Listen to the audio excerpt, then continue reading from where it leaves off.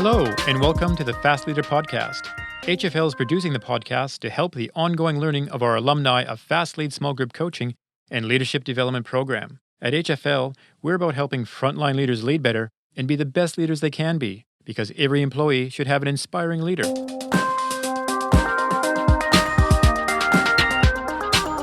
Hello, my name is Darin Fox, and I'm your Fastleader MC, and this episode of the Fastleader podcast is about setting priorities for your team when the future is uncertain.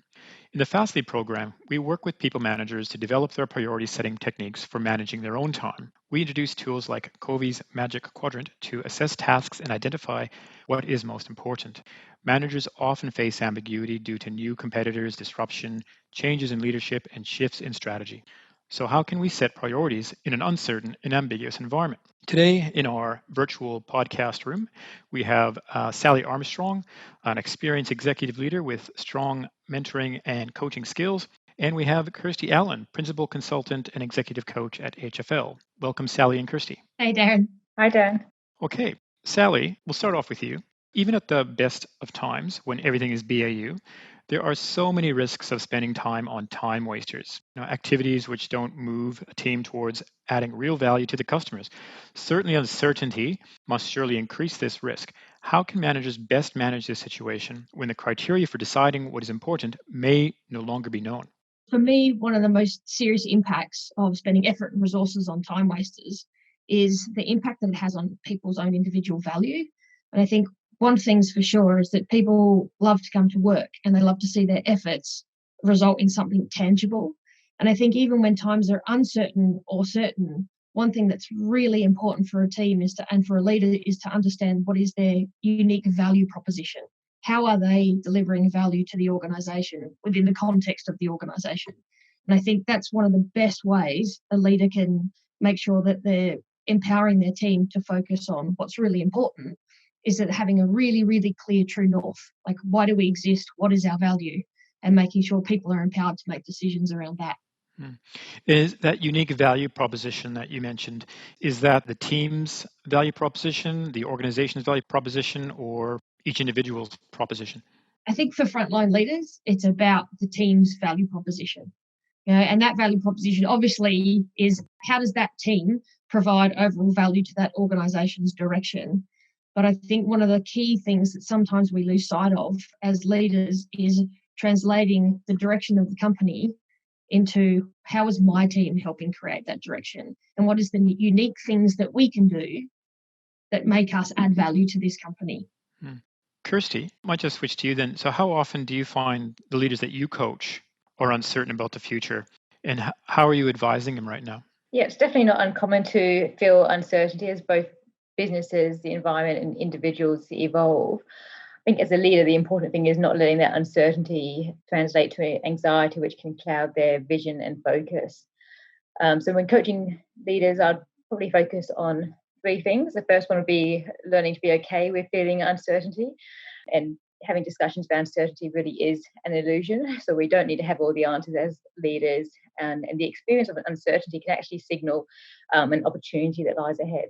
The second thing would be focusing on what they can control as opposed to what they can't control, so they can choose to respond rather than react. And the final one would be having a vision for the future, sort of links back to what Sally was saying. What's the purpose? What's the value this team can offer to inspire a sense of direction? Okay. And in terms of what they can control and what they can't, I mean, does that shift in a situation in terms of whether it's a crisis or not, or there's a change in the senior executive team or is a change in CEO? Is there a sense of what they can control in those uncertain situations? It's a good question. And I guess what people can control is their thinking. So what are they choosing to focus on? Are they choosing to focus on, what they might be losing and what's changing, as opposed to appreciating what might have stayed the same or the opportunity that might come with what's changing? So focusing on what they can control in their thinking, and then their behavior and their speech. So what are they choosing to say? How are they choosing to act? Which links back for me really to your values as an individual. What's important to you and how do you want to show up in this situation? And in terms of what you control and what you can influence and whatnot, I mean, that's another one of Covey's tools from the 7 Habits of Highly Successful People. Another one is that magic quadrant that we use within the Fastly program that we introduced to help define what is urgent and what is important and what is not. So is this tool still relevant in a situation when the criteria used to define importance is unknown or quite likely to shift over the short term? And if there's not, are you aware of any other practical steps managers can take? Kirsty. Look, I'd argue the principles are definitely relevant, though it's probably in a situation where there's a crisis that the urgent and important activities have increased as businesses try to weather the crisis. And also some of the important activities, I would say even more important. So things like communicating with the team, making sure they're able to stay engaged and providing certainty where you can for them. Things like planning and readjusting plans to cope with the crisis, taking care of our health and development of both the team and individuals. In terms of other tools, I know at HFL we've been talking and doing a lot of scenario planning, which I think is a really useful exercise for leaders. And scenario planning is really a collaborative exercise that involves considering various trends going on in the external landscape. So things in technology, the economy, society in general, considering the likelihood of those occurring, what impact it's going to have on the business, and given that, contemplating different possible futures the business can take, and looking for signals which it will suggest what option to prepare for, basically, given the conditions around you. So maybe just quickly, let's use the scenario planning in terms of what we're doing within HFL with our own team. Why do you think that's helping the people in the team be more confident about the future? I guess it enables you to take a bit of a structured approach in terms of what's going on in the environment. And when we don't know things, we sort of look at two different ends of the spectrum. So with travel and border control, for example, we might look at border control is going to remain quite strict over time and travel is going to be very expensive versus it's going to go back to normal. And considering that, what will be the impact on the business, and looking at another variable to basically create different scenarios and find where there's some commonality that can help drive business direction. I think one of the major pitfalls for any leader in times of change, whether it be a crisis or another type of change, is thinking that you have to have all the answers. Like you don't. You're surrounded by a team of people with all different skill sets, and using tools like scenario planning just does increase the quality of conversations you can have with people and actually the questions that you can have answered by the different skill sets in your group. Now, I quite often say that, leadership to me is about knowing what are the right questions to ask, not about having the right answers to the questions. That's right. Absolutely. And leveraging those diverse perspectives, but then seeing what can we agree on. So in the scenario planning, one of the things we agree on is that there's going to be more use of technology. So what does that mean for the business? Yeah. And in one of our previous podcasts, we talk about that issue, Sally, at some length. What are the most common sort of pitfalls of a first-time frontline leader, someone who's been just promoted for the first time, is that they do tend to think, I need to have all the answers because that's what a manager needs to do. And of course, even if you're a CEO, well, you could argue probably a CEO even has less answers because of the scope of the role. But you're right. The best leaders know that all they need to know is how to ask the right questions in the right way to the right people. Moving on, Sally, a question I have for you. I know you've found yourself in this situation as a senior leader in terms of, leading a team in a fairly uncertain time. What did you do to keep your team focused on work when it was uncertain as to whether that work was going to be supported by the organization? Yeah, I found myself in this position quite a few times. I guess for me, there's two really simple things that I like to make sure happen when you're dealing with any level of uncertainty. I guess the one is being really, really clear on the value of the work that you're doing and that your team's doing. And the second one is understanding the system or the context of the organisation in which you're trying to get the work done. I guess from the first one for me, like being clear on the value of the work, it's really important to have that compelling narrative for what it is that you're trying to get done. And for me, that narrative has to be a mix of all different types of things. It has to have hard data in it. You have to be telling a story from an informed position. It should involve customer stories. It should involve, employee stories. It should also talk about the consequences of not acting, of not doing where you see the opportunity is. And that compelling narrative is really, really important in articulating what's the value of the work you're going to do. And I guess that links back to what I said at the beginning, is that if people can see the value in the work that they're doing, that provides some level of intrinsic motivation for what they're trying to achieve. The second piece, which I think is absolutely equally important, is about understanding the context of the organization you're trying to get the work done. It doesn't help to be a leader to keep that context to yourself. You need to be very open with people about what are the challenges the organisation is facing, whether they be financial, what are the changes that are coming in customer expectations, what are stakeholders demanding. You need to be really open and transparent about what the organisation itself is facing. And then that way people can understand, oh, I'm trying to get this work done, but this is how it fits into the broader picture. The other part I think that's really important about having that conversation about the system is that you can involve the whole team in it. You can actually have a conversation about how might we achieve this in the context. And also you have a conversation with your team about, is this the right time to be trying to get this done? And also I think it's really important when you're doing that sort of planning with your teams is involve them in a conversation of, well, what's plan B? If we don't get this to happen now, or we don't get it to happen in its whole entirety now, what's plan B? What's plan C? And when you have those conversations with your team, you're building resilience and a capability to pivot inherently in your team without overtly doing it. And I think that's a leader's job in today's world, is to create that resilience and that capability in their team to pivot, be clear on what you need to deliver, understand the system, and be prepared to pivot and change when you need to. That's right. I particularly like the point to make around just moving ahead, like even in terms of uncertainty, make a decision in terms of what you know, and then move ahead. And if you have to change again, then so be it. But the worst thing you can do is wait until you have all the answers, or wait until you have clarity. By the time you actually have that clarity, then perhaps you've lost whatever opportunity, or people have become disengaged. Okay, I think that might be the end of part one of our podcast. Part two will be right back, where I ask our guests to essentially pull out their crystal ball and foretell the future. And then part three, we'll take a wider view, discussing what managers can do best to manage their own time.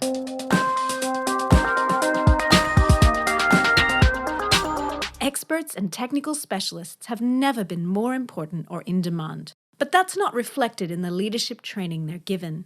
Unlock the business potential of experts with Expertship, HFL's new development program for the individual contributors, technical specialists, and other experts in your organization. If innovation and business agility are important to you, learn more at expertunity.global.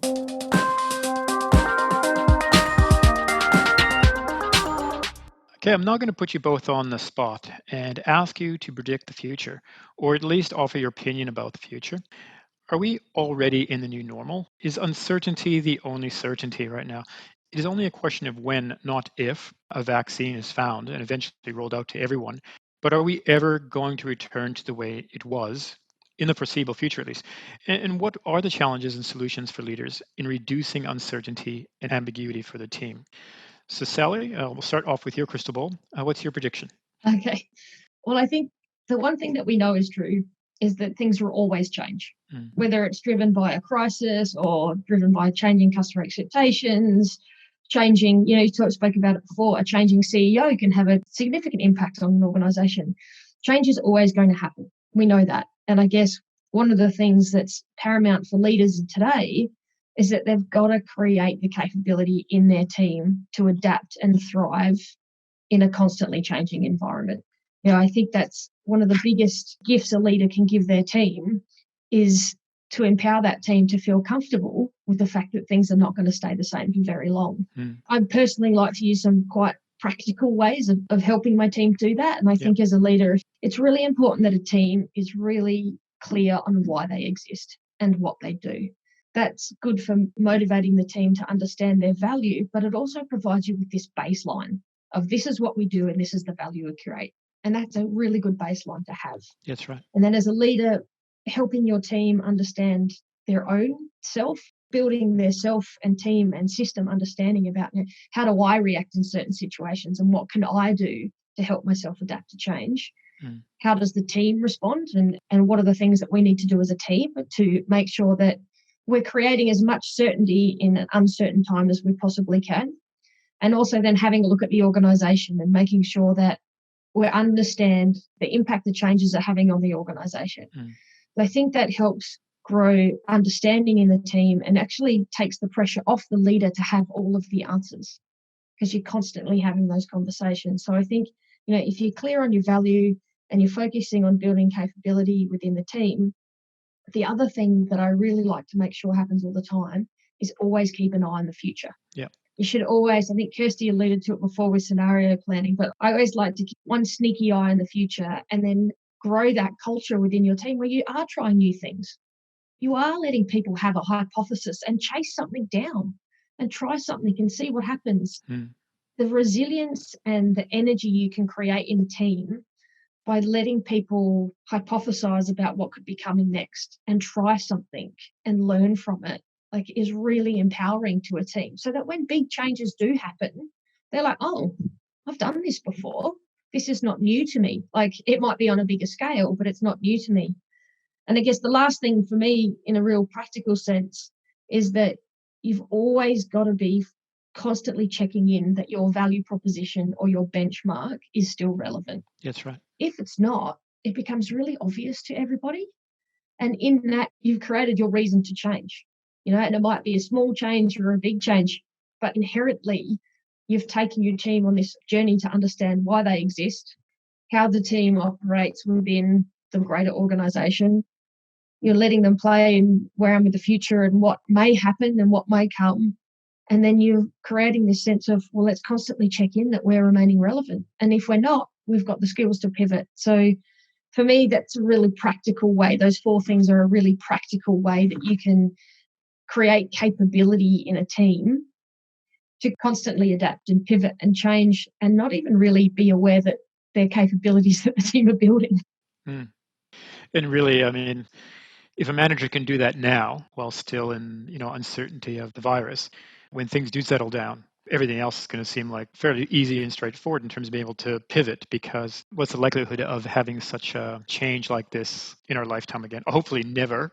Yeah, it's interesting because I find in times of crisis, having worked in the water industry for quite some time, managing crisis is really difficult because everything is urgent and everything is important.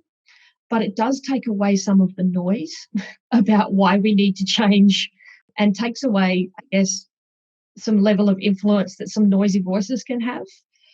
When things are not in crisis and you need to change, that's where that reason for why you need to change and making sure you have a really clear direction of where you need to go and why becomes even more important. Exactly.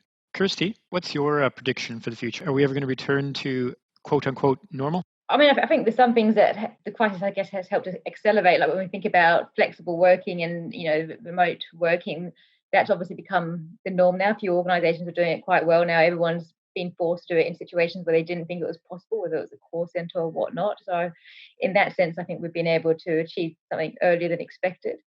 And yeah, I think that the idea of normal is hard to define. As Sally was saying, it's about being continually on the ball in terms of, are we relevant? What do our customers want? And being able to focus on continuous improvement.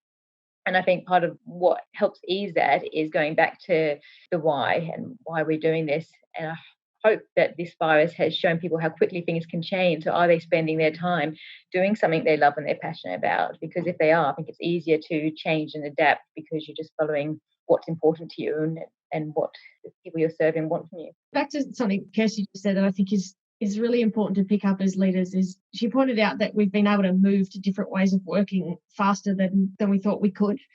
And I like to sit back and ask, well, why?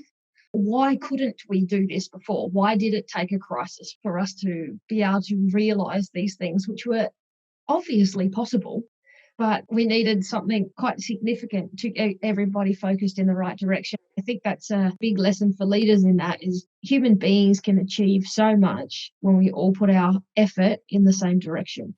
That's right. And again, it emphasizes to me the point that any situation, no matter how extreme, including a crisis, can be viewed as a luxury and be a learning opportunity. And you make me think about recently in the news, I can't remember his name, some global expert in medicine, and he was saying, what we've achieved already in the last few months in terms of coming up with a virus would normally take 5 years. 5 years.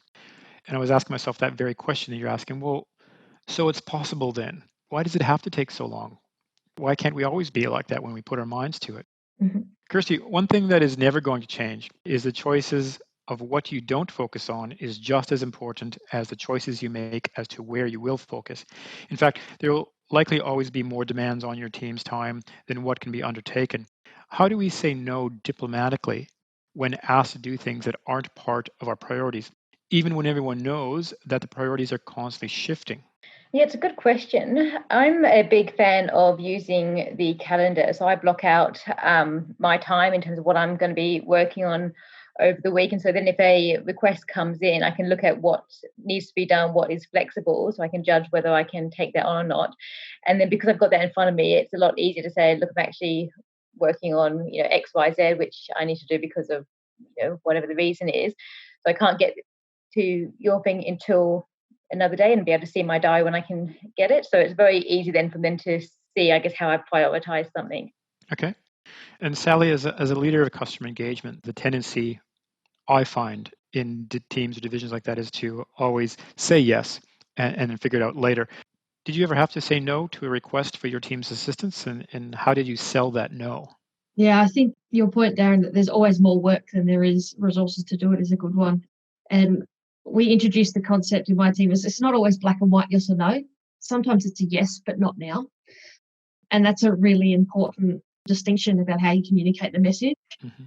When I was leading a centralized customer team, the big lesson that I'd learned was the importance of having a really clear prioritization framework. So how are you going to make your decisions?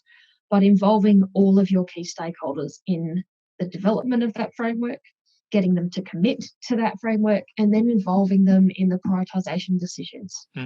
Because that means that it's transparent. Everybody can see it. And then if someone has a pet project or is the loudest voice in the room, you've actually got some decision-making principles that negate that loudest voice. And sure, not everybody's going to be happy with all of the decisions, but they're going to be less discontent with what you're doing because they've seen the transparency in the decision-making and they've been a part of it. Yeah, and exactly. And one could suggest that or even predict that if I was one of those leaders involved in your development of your stakeholder criteria and matrix, I would probably know in advance that you're probably going to say no anyway because it's not meeting that criteria that I helped design. Yeah. And it never works perfectly. But the other thing that it does is it makes the conversation happen in the room. And you can test your framework by gut feel after you've done it. Is everyone happy with what you're going to do? And if not, let's have a conversation about it. It brings those backdoor corridor conversations into the room when you can be talking about, okay, so is this the right thing? And are we all on board? And you can get eyeball people for the commitment to do that. Absolutely. Okay, that brings us to the end of part 2 of this Fast Leader podcast. Stay with us for the third part, where Sally and Kirsty give their top tips for setting their own personal priorities.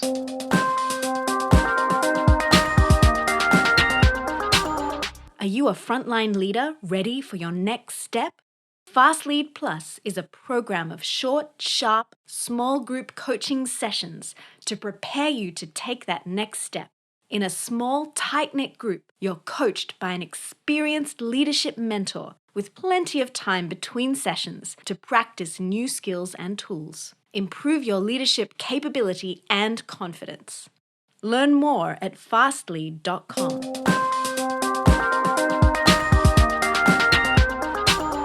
Okay, welcome back. And we are in the third and final section of this Fast Leader podcast. So far, we've been talking about what leaders can do to keep their teams focused on priorities. But what about the leaders themselves? I thought I'd finish this podcast talking about how managers can best manage their time and stay focused on their priorities. Some of the techniques we share in the Fast Lead program to help managers focus on priorities are such as prioritize from 30,000 feet, schedule in time to complete specific tasks, which is what Kirsty mentioned, getting your to-do list on your calendar, be strict with your time, and then probe for deadlines to establish the true situation, which Sally alluded to as well. So Sally, what are some of your top tips that you use for managing your own time? Okay, I really like all the ones you actually listed. Okay, tick. And quite often employ those. But I guess one of the things that I do is that I like to close out every week, like every last day, whether it be a Friday, I spend the last hour and a half planning out what my next week looks like and doing a little bit of a review of the week that I just went through. And for me, what that means is having a look at the upcoming week and noting down what are the 2 or 3 big ticket items that I just have to get done. Okay. And I actually write a little A next to them, like these are my top things that I need to get done. I then go through and, go through my list and then put what are my Bs that would be really great to get done, but they're not urgent enough that they need to be done in the next week. But if I've got time, absolutely. And I do go and I put the Cs down, and the Cs are always my wish list, and I never get to them, but at least I'm creating a really good list of the things that I need to get done. That helps me plan what are the things that I need to focus on. But also, really importantly, I know myself and I know when I'm most productive. Yep. And I know that Monday mornings are usually my least productive time because it takes me several cups of tea and a little bit of getting my mind back into the professional zone. So I actually write myself like a list of 4 to 5 things that when I come in Monday morning, just get them done. Yeah. And it means that I start the week very productive. It means that I get to morning tea time on a Monday and I've already achieved some things. And it's why I've allowed myself to also wind into the week. And I think knowing yourself as a leader is really important. If I start a task and I know how much time it should take me, and if I find my mind wandering, I go, right, that's it. This is not the right time for me to do this. I'm going to move this to the next day and I'm going to just do something else right now. So I think knowing yourself and knowing how quickly you should work and knowing when you are most productive is also really important. And by the way, I'm completely the opposite in terms of Monday mornings. I've already admitted this to our CEO that Monday mornings I feel like I can take on the world, do anything, and by Friday I feel like I've got nothing left. I've given everything I've had by Thursday night. All right, Kirsty, what are your personal hints or tools that you use to manage your time? Yeah, I think those ones are great in terms of knowing when you're going to be focused and productive, as well as avoiding distractions. So that's why I carve out my time and don't get distracted by my emails unless I plan on responding to them at that moment. Another one that's been really useful for me is just asking myself, is this the best use of my time? Because I tend to be someone who can be quite detailed, so I can spend too much time on something that doesn't need it. So just asking myself that question allows me to let go of some perfectionism and just get something off my plate quicker than I probably would have otherwise if I had my own way. Yeah, absolutely. And delegate when you can. I find in terms of delegating is if it's the best use of my time or not, but it can also develop someone within my team through that activity and use it as a learning technique. Sally? Yeah, I think delegation is something that is really, really important as a leader, but I even make time to delegate tasks to somebody. Delegating a task is all in the setup. It's all making sure somebody is clear on what it is you need them to do, what's the context, what's the purpose, what's the outcome you need. And I find that spending time in the setup and actually putting time in my diary to delegate things to people is a really important way of making sure that then it is fully delegated. Yeah. And the person feels supported and they know it needs to be done and they can be off and running. That's a really important point because I do find in my coaching conversations with managers that when I break it down in terms of figuring out what went wrong between them and one of their employees, it kind of sounds like you weren't really clear, that you just thought you could flick something and you did your job to delegate, and how important it actually is to set the scene and set expectations and understanding and get them to person to sort of, can you just say back to me in terms of what you think the deliverables are? Yeah, I was having a conversation with my partner the other night. There was a communication breakdown, and at halfway through the conversation, I said, "Well, why didn't you read my mind?" And then we found where the problem was. Probably one of the most common marriage discussions or phrases there is. What, you can't read my mind? Yeah. All right. Okay. That was very valuable and useful. Thank you very much for your time, Sally and Kirsty. Yeah, thanks for having us, Darin. Thanks for having us, Darin. Thanks to you once again.